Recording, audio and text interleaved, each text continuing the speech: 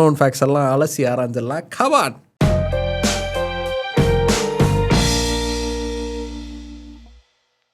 தார். பலருக்கு கார் வாங்குற கனவு இருக்கலாம், ஆனால் இன்னும் பலருக்கு தார் வாங்கணுங்கிறது தான் கனவாக இருக்கும். அப்படிப்பட்ட ஒரு கார் தான் தார். எவ்வளோ ரைவிங்காக இருக்குது, கையை தட்டுங்க. அதெல்லாம் தட்ட முடியாது. ரைட் விடு. தாரை பார்க்கும் போதெல்லாம் ஒரு க்யூரியாசிட்டி, ஒரு இன்ட்ரெஸ்ட், ஒரு காதல் அப்படிங்கிறது வந்துடுங்க. என்ன மாதிரி ஒரு கார் அது, அப்படியே ஒரு மாதிரி மஸ்ஸில்லாக ஒரு மாதிரி ரக்கடான ஃபீல் அது கொடுக்கும்.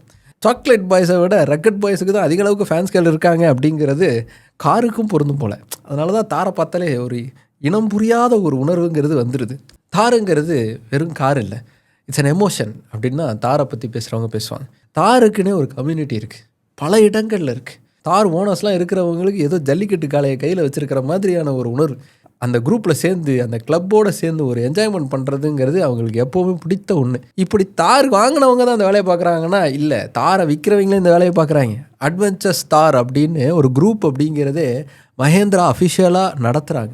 தார் அகாடமி அப்படிங்கிறது அதோட பேர். இந்த அகாடமி மூலமாக ஏகப்பட்ட அட்வென்ச்சர் டூர் அப்படிங்கிறத வருஷம் நடத்திக்கிட்டு இருக்காங்க. மாதம் நடக்குது அது. இந்த ஜனவரி மாதமே கூர்கு, சண்டிகர், ஏன் தமிழ்நாட்டில் கூட ஆஃப் ரோடிங்கான ஒரு மீட்டப் அப்படிங்கிறத தார் ஓனர்ஸுக்காக ஏற்பாடு பண்ணுறாங்க மஹேந்திரா. இதுக்கு காசு கட்டிட்டு போய் ஜாயின் பண்ணி அதில் அந்த தார் வண்டியை ஓட்டுறதுங்கிறதே ஒரு தொழிலாகவே நிறைய பேர் பண்ணிக்கிட்டு இருக்காங்க. இது போக ஒரு ஃபெஸ்டிவலே நடத்துகிறாங்க மஹேந்திரா. தார் ஃபெஸ்ட் அப்படிங்கிறது மஹேந்திரா நடத்தக்கூடிய அந்த ஃபெஸ்டிவலுடைய பேர். போன வருஷம் கோவாவில் அதை நடத்தியிருந்தாங்க, ஜஸ்ட்டு மிஸ் ஆயிடுச்சு. இந்த வருஷம் அதை நடத்திருக்கக்கூடாதா? ஏன்னா நாங்கள் கோவாவுக்கு போகிறோம். எப்போன்னு கேட்குறீங்களா? சீக்கிரமாக போகிறோம், இன்னும் ஒரு 2-3 நாளில் கிளம்ப போகிறோம். கோவாவில் நம்மளுடைய பிக்கி பஸ் சொந்தங்கள் யாராவது இருந்தீங்கன்னா கமெண்ட் பண்ண ஆரம்பிச்சிருங்க.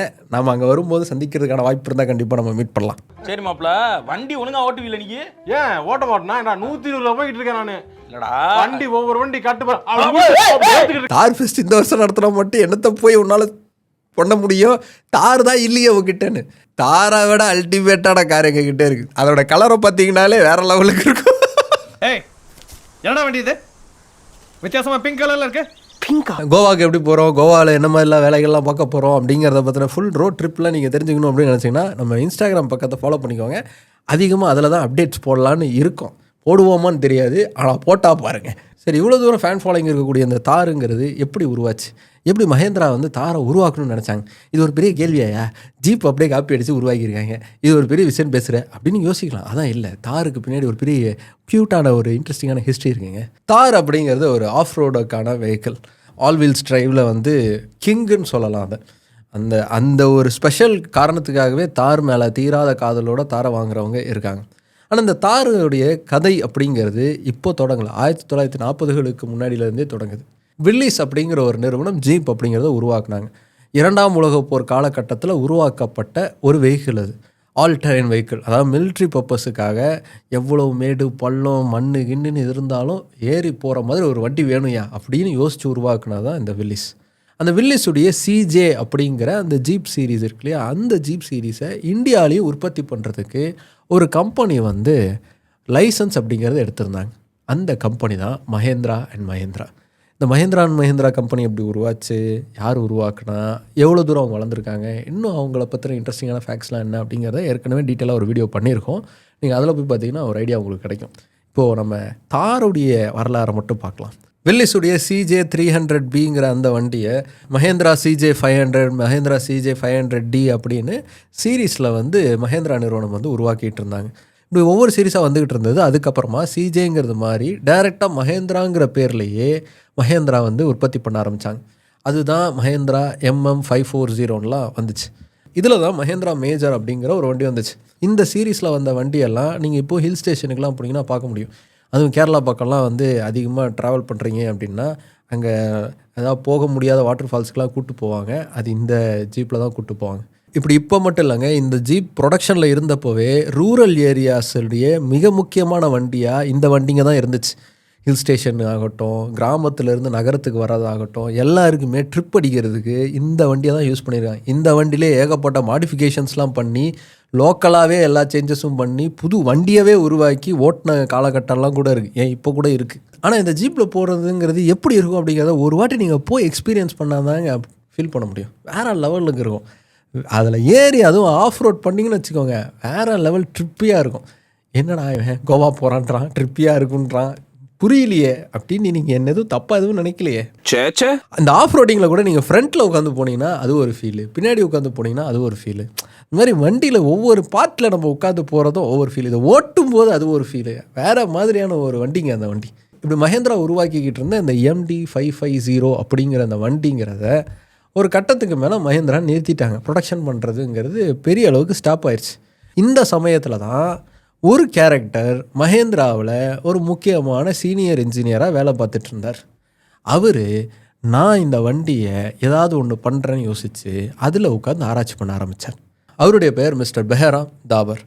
இவரை ஃபாதர் ஆஃப் தார் அப்படின்னு கூப்பிடுவாங்க. இன்றைக்கி வரைக்கும் அவருடைய பேரில் ஒரு தார் வெர்ஷனை ரிலீஸ் பண்ணுங்க அப்படிங்கிறது தாருடைய தீவிர ஃபாலோவர்ஸுடைய நீண்ட நாள் கோரிக்கையாக மஹேந்திரா கிட்டே இருந்துக்கிட்டே இருக்குது. இவர் தான் மஹேந்திராவுடைய அந்த MM550 இருக்குல்லையா, அந்த வண்டியை பேஸ் பண்ணி பெட்ரோல் இன்ஜினோடு இருக்கிற மாதிரியான ஒரு ஆஃப் ரோடிங் வெஹிக்கிளை உருவாக்கணும் அப்படின்னு சொல்லி நிறைய ஆராய்ச்சி பண்ணிக்கிட்டே இருந்தார்.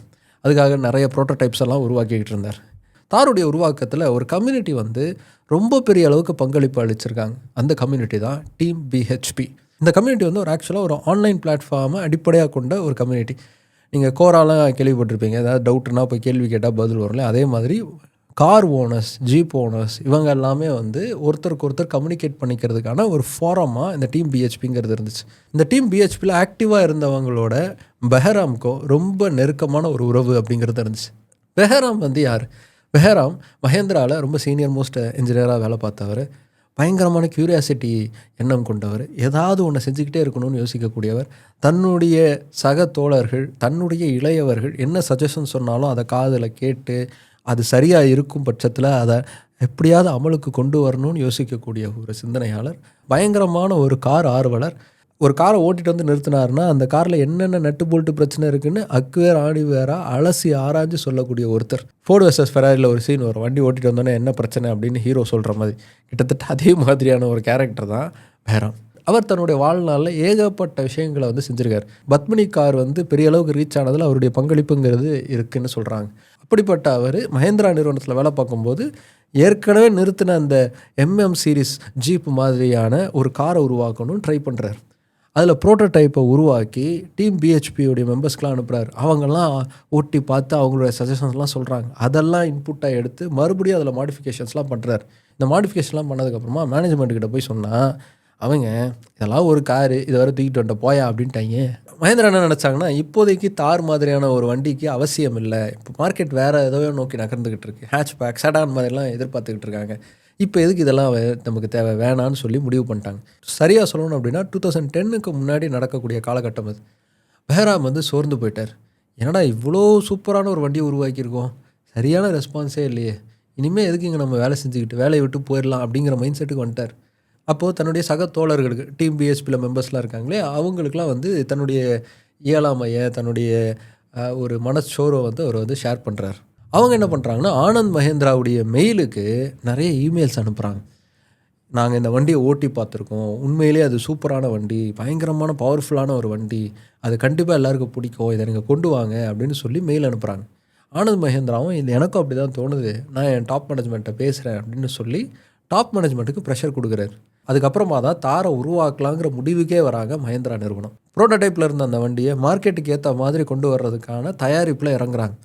அந்த தயாரிப்புக்கான வேலை எல்லாத்தையுமே பெஹராம் தான் செய்கிறார். ஆக்சுவல் ப்ராடக்ட் ரெடியான உடனே இமிடியேட்டாக லான்ச் அப்படிங்கிறத மஹேந்திரா பண்ணலை.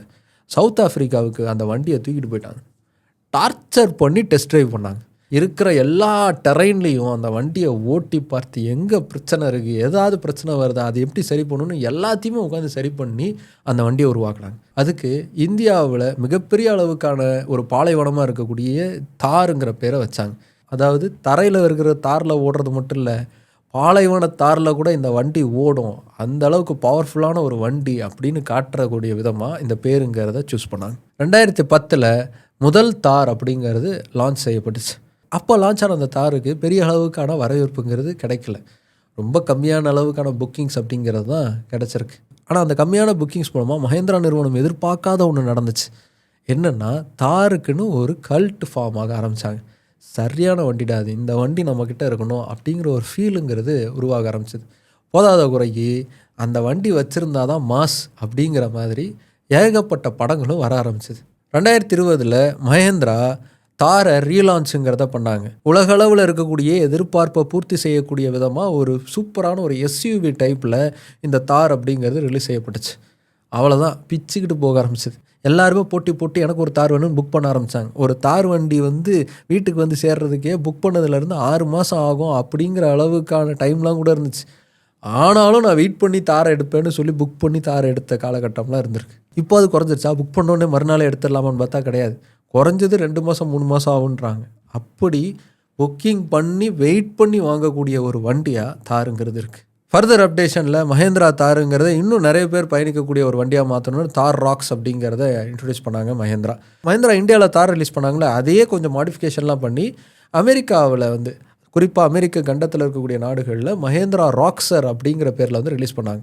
இந்தியாவில் ஆக்சுவலாக தாரை ஓட்டுறது ரோட்லேயே ஓட்டலாம், நம்ம அது நார்மல் கார்ஸாக ட்ரீட் பண்ணிக்கிட்டோம். ஆனால் அமெரிக்கா மாதிரியான நாடுகளில் அதை நார்மல் காராக ட்ரீட் பண்ணல, அதை ஆஃப் ரோடிங் வெஹிக்கிளாக தான் பெர்மிஷன் அப்படிங்கிறத கொடுத்துருக்காங்க. ஆனால் ஆஃப் ரோட் பண்ணணுன்னு நினைக்கிறவங்க அந்த ராக்ஸர் காரை வாங்கிக்கலாங்கிற மாதிரி அந்த மார்க்கெட் உருவாச்சு. இப்படி கொஞ்சம் கொஞ்சமாக வளர்ந்த இந்த தாருக்கு தான் இன்றைக்கி அசைக்க முடியாத ரசிகர் பட்டாளம் அப்படிங்கிறது இருக்குது. அப்படிப்பட்ட தாரை தான் தம்பி வாங்க போய் இன்றைக்கி தலையில் அப்படி அடி வாங்கிட்டு இருக்காரு. என்னங்க பண்ணார் தம்பி? பழவங்க, மன்னிச்சு விட்டுருங்க. எனக்கு பர்சனலாக நான் ஃபீல் பண்ணுறது என்னென்னா, தம்பியை யாரோ தப்பாக கைட் பண்ணி பயங்கரமாக காசு பார்த்துக்கிட்டு இருக்காங்கன்னு மட்டும் எனக்கு தெரியுது.